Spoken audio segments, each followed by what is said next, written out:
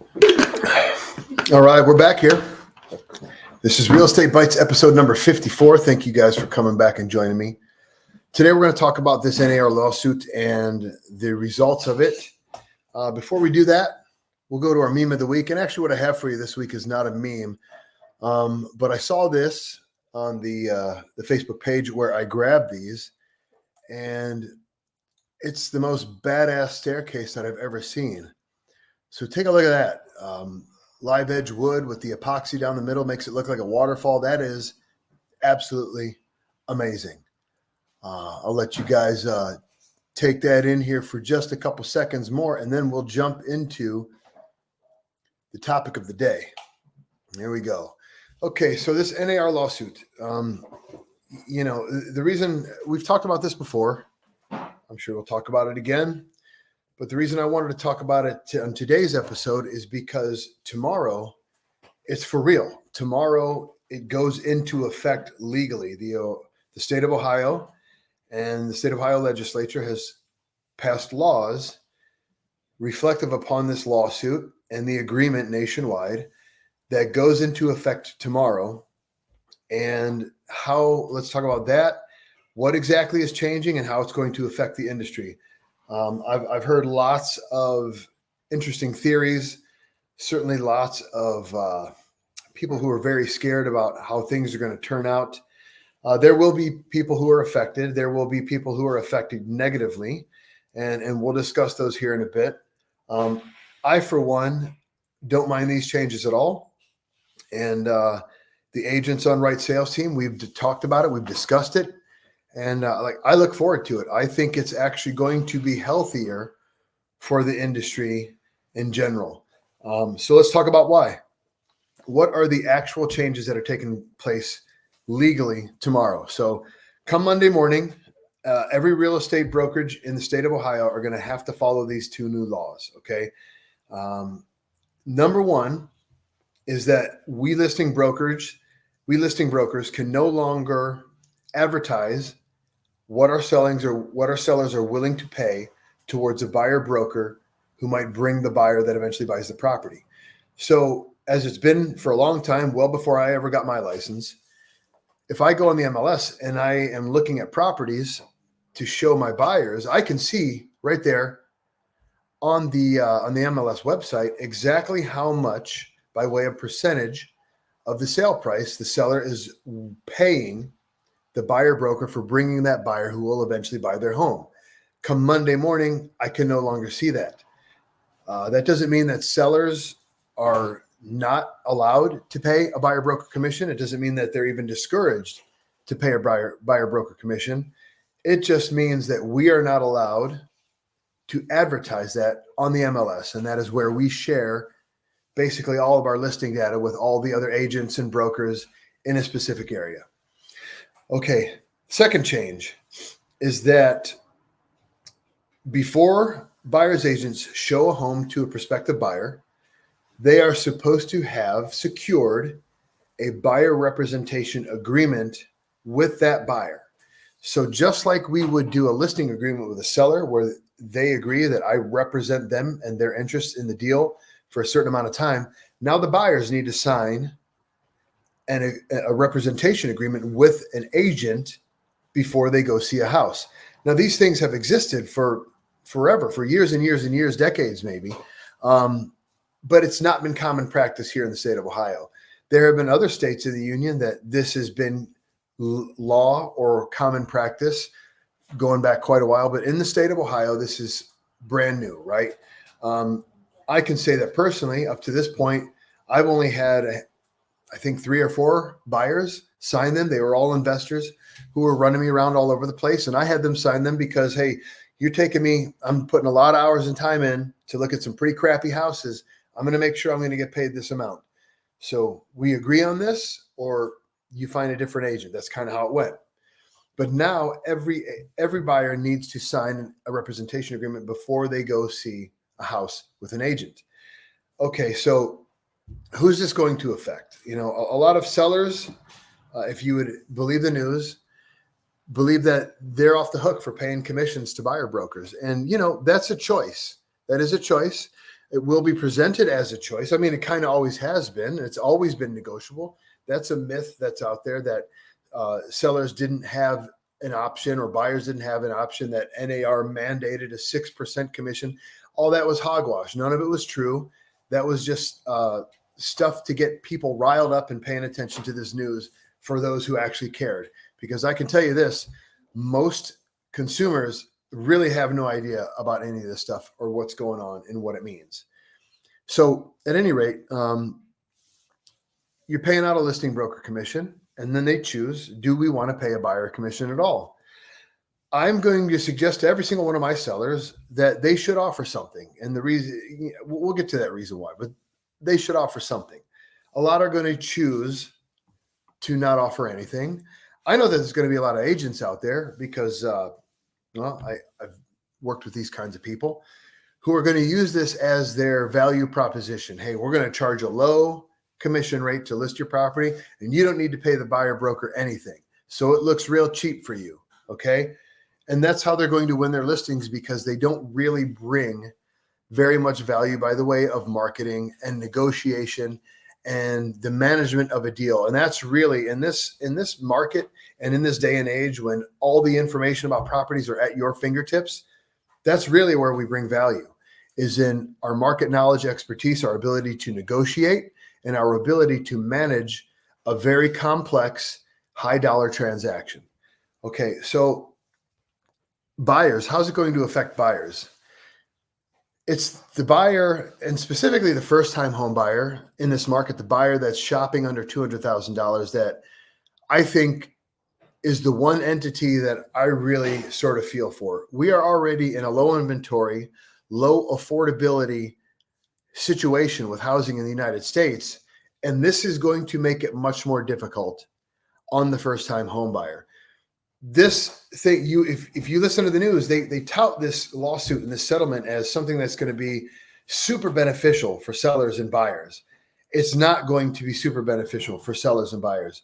I don't think it's going to really change the game much at all for sellers, but for buyers, it's going to make things more difficult, which means it's more important than ever to have an agent that knows what they're doing representing you when you're going to purchase a home. Here's why it's going to be more difficult for buyers. Again, it's already a low affordability market. So you're asking buyers to bring a down payment if they got it. If not, they're using some sort of like a Ohio Housing Finance Association or agency rather to help them with a down payment. Maybe they're getting it gifted, whatever, right? But they're supposed to bring a down payment. They're supposed to bring closing costs.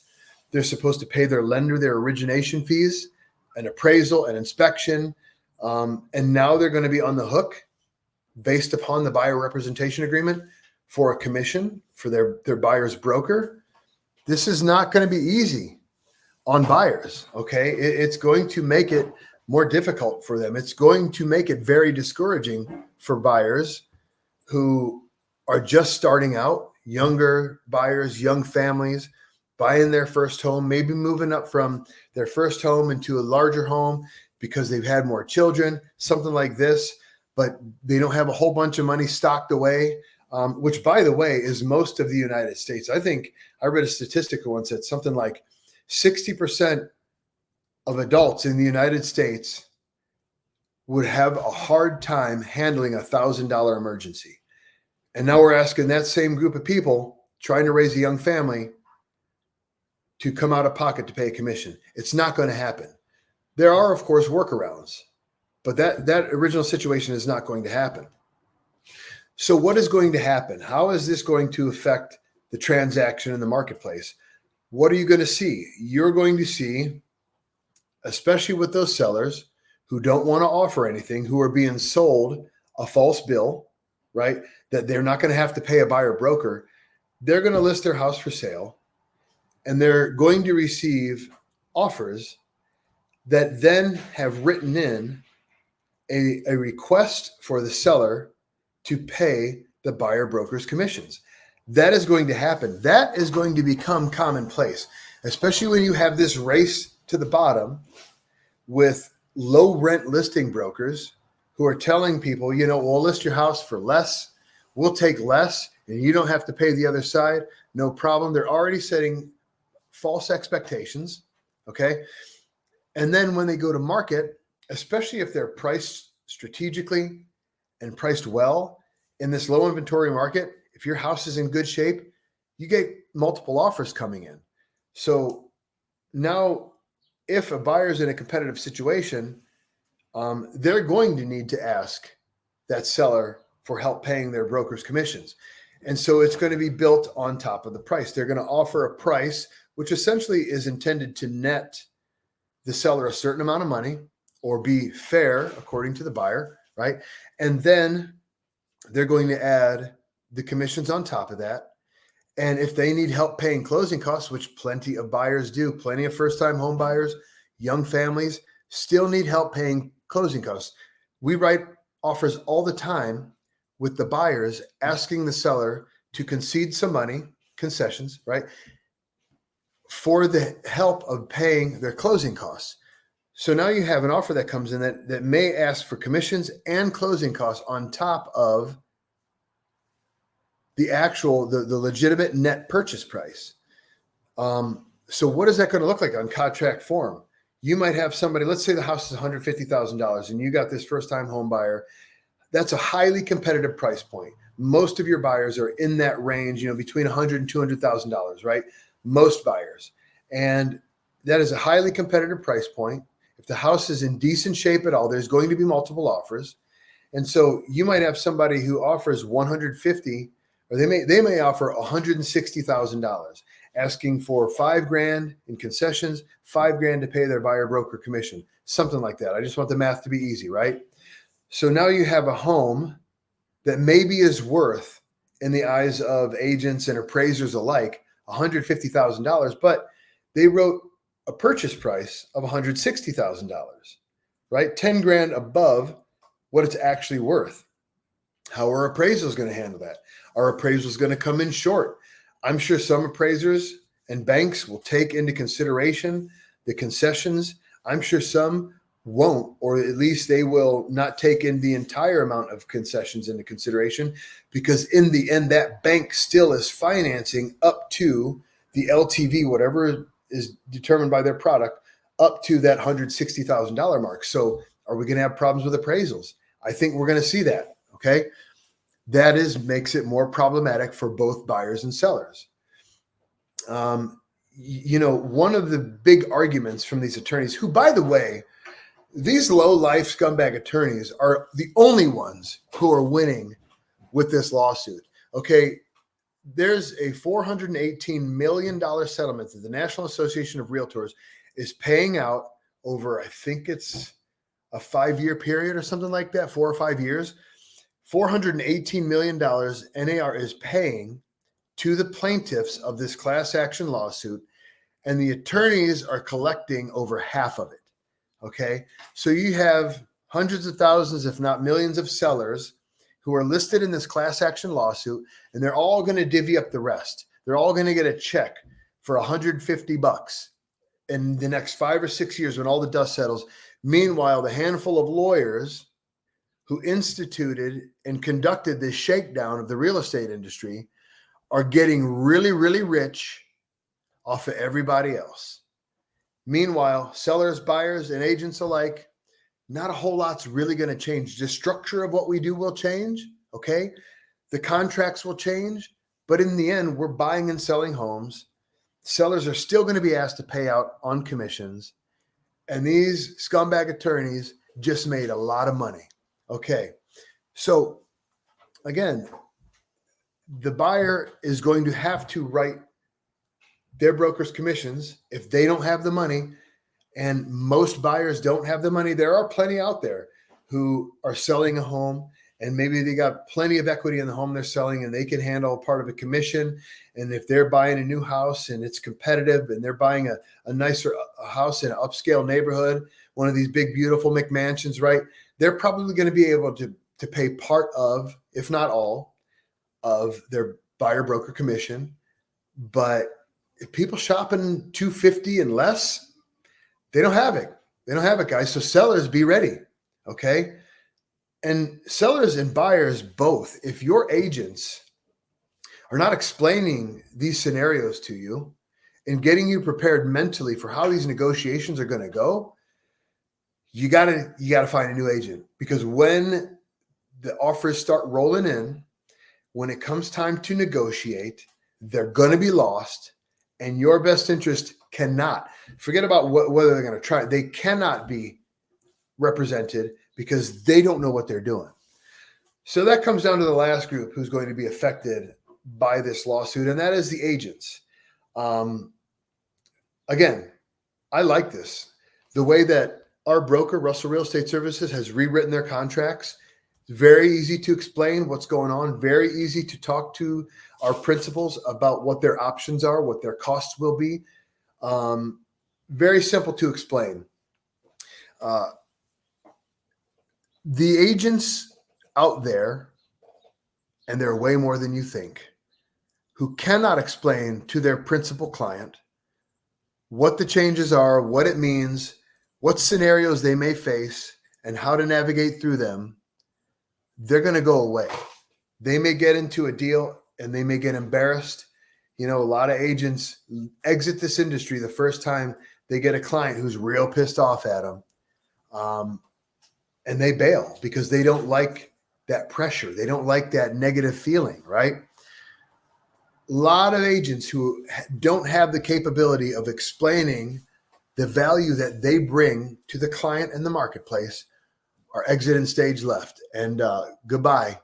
You will allow us full-timers and those who are dedicated to this industry and our clients the ability to bring better service to those clients and to the marketplace, make more money, which I'm all in favor of, and maybe improve the name and the reputation of real estate agents nationwide, which, who, by the way, on the last poll that I looked at, fortune tellers are considered more trustworthy than real estate agents by the marketplace.